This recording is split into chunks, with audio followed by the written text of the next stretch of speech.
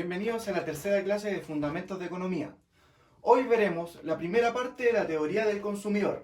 Hablaremos de función de demanda, de la utilidad desde el punto de vista de la satisfacción del consumidor. Hablaremos de la tasa marginal de sustitución, las curvas de indiferencias y la recta presupuestaria. Posteriormente, en la parte 2, hablaremos de curva de Engel, curva de precio-consumo, curva renta-consumo y elasticidad. Primero, ¿qué es la función de demanda? Hay que entender que la función de demanda matemáticamente es una ecuación que tiene una pendiente negativa, porque nos explica la relación inversa entre el precio y la cantidad consumida. Ustedes, como consumidores, van a tender a consumir más cuando el precio es más bajo y obviamente a consumir menos cuando el precio es más alto. Entonces, esta función de demanda explica esta relación entre el precio del mercado y también la renta del consumidor. ¿Por qué? Porque si ustedes van a comprar cualquier tipo de bien, depende cuánto dinero poseen, es decir, la renta. Y obviamente el valor del bien va a tender a decir cuánta cantidad vamos a consumir de ese mismo bien. Luego, posteriormente, tenemos que ver qué determinantes o qué factores afectan a la demanda. Dentro de los factores que afectan directamente, hablamos de el precio del bien. Cuando nosotros nos referimos al precio del bien, eso va a producir un movimiento dentro de la curva. ¿Qué significa?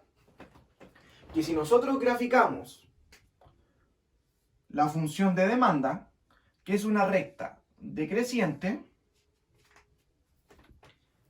el precio del bien lo que va haciendo es generar distintos movimientos dentro de esta recta o de esta curva. En cambio, existen otros tipos de factores o determinantes que producen desplazamiento de la demanda. Uno de ellos, por ejemplo, sería el ingreso. Si yo poseo más ingresos, es decir, voy a consumir más y va a haber un desplazamiento positivo de la demanda. Cuando hablamos de un desplazamiento positivo, es decir, que se desplaza hacia la derecha y arriba. Significaría que generaría una nueva función de demanda con desplazamiento arriba y a la derecha. En cambio, si hablamos de otro determinante, como por ejemplo número de consumidores, supongamos que al haber un gran número de consumidores, esto va a tender a aumentar el precio del bien. Y como aumenta el precio del bien, también hay un efecto de movimiento en la demanda. Por otro lado, vamos a hablar cómo esta decisión económica del consumidor va a afectar en nuestra satisfacción interna. Entonces, hay que entender que se relaciona la utilidad como la satisfacción que le genera al consumidor el consumir una combinación de un bien X con un bien Y. ¿Ya? Ahí, como lo podemos apreciar, está una función u, x, y, que es igual a 3x cuadrado por y al cubo. Esta función es característica de Kapf-Douglas. Kapf-Douglas tiene la siguiente forma. Una constante por el bien x elevado a un alfa y el bien y elevado a un beta. ¿Qué me dicen estos exponentes? El alfa y el beta me indican la importancia que yo le doy al consumir el bien x o el bien y, como está en la siguiente ecuación. ¿Ya?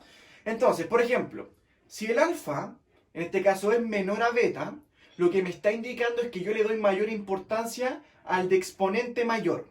¿Ya? Es decir, el bien y me genera mayor satisfacción.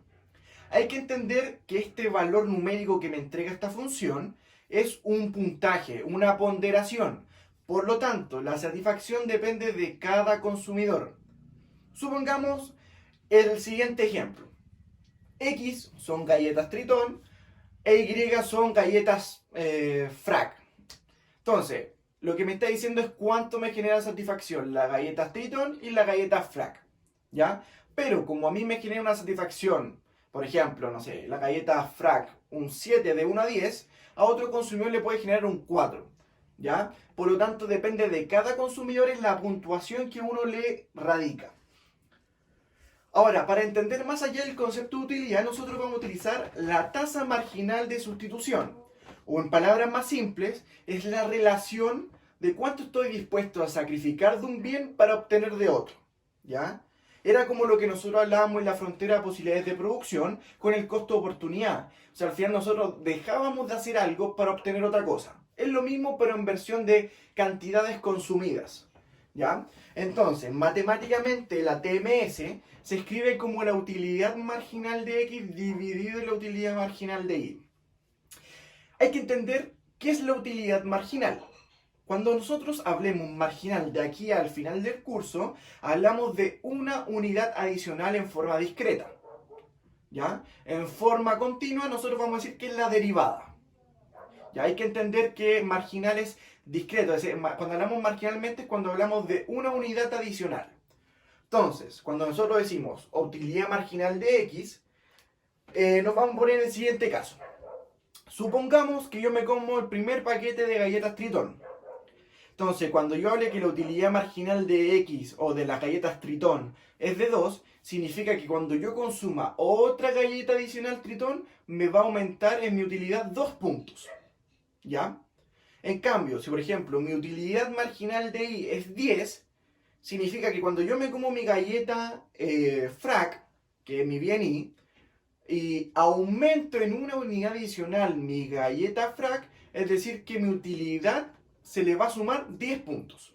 ¿Ya? Entonces, cuando hablamos marginales es cuando se agrega una unidad adicional. Y ahí ustedes ven que para obtener el óptimo del consumidor, nosotros lo vamos a igualar a un precio de X partido en el precio del Y. O sea, significa el precio de, en este caso, el precio de la Tritón dividido en el precio de la frac. ¿Ya? En este caso se le llaman precios relativos. ¿Ya? Esa relación de precios relativos nos indica cuánto se mueve y en cuánta relación tiene o el precio de un factor con respecto del otro factor. ¿Por qué? Si nosotros nos ponemos en el caso de que las Tritón nos generan mucha más satisfacción que las frac, pero las Tritón tienen un precio muy, pero muy alto, a lo mejor no convenga consumir tantas Tritón, sino más bien frac, porque tiene un precio más barato. Entonces esta relación nos trata de indicar el factor de precio y el factor de satisfacción o de consumo personal. Entonces, nos pasamos al siguiente punto, de curvas sin diferencia y recta presupuestaria. Si bien uno consume un bien X e Y, uno diría esa función 3x cuadrado y al cubo, podría elegir X e Y infinito y mi satisfacción se va al infinito. Pero, ¿qué pasa? Uno siempre tiene restricciones o limitantes. Dentro de esas restricciones son la recta presupuestaria, que significa cuánto yo poseo de dinero o de renta para poder consumir esos dos tipos de bienes. Como yo poseo esa restricción, que la podemos ver abajo del gráfico como R, recta presupuestaria o renta, va a ser igual a X por el precio de X más Y por el precio de Y. ¿Qué significa eso? Que es la cantidad consumida del bien X por el precio del bien X más la cantidad consumida del bien Y por el precio de Y. Entonces, esta recta presupuestaria nos va a indicar, o esta igualdad en esta recta presupuestaria, que nosotros vamos a estar exactamente lo mismo que nosotros poseemos de renta. Es decir, no vamos a ahorrar y tampoco vamos a gastar de más. Lo que sí nos interesa es ver la combinación X' y Y, es decir, cualquier combinación del bien X con el bien Y va a generar la siguiente curva de indiferencia. Estas curvas de indiferencia lo que nos va a indicar es que en ese punto, en cualquier punto de esta curva de indiferencia, tiene el mismo nivel de satisfacción para el consumidor. Otro punto a considerar es que estas curvas de indiferencia siempre tienen que ser convexas hacia el origen, ¿ya? Y además, mientras más alejadas estén desde el origen, mayor nivel de satisfacción va a tener el consumidor. Entonces, hay que entender esas características clave, que son convexas hacia el origen, mientras más alejadas, mayor satisfacción para el consumidor. Además, estas curvas de indiferencia no se pueden cruzar entre ellas.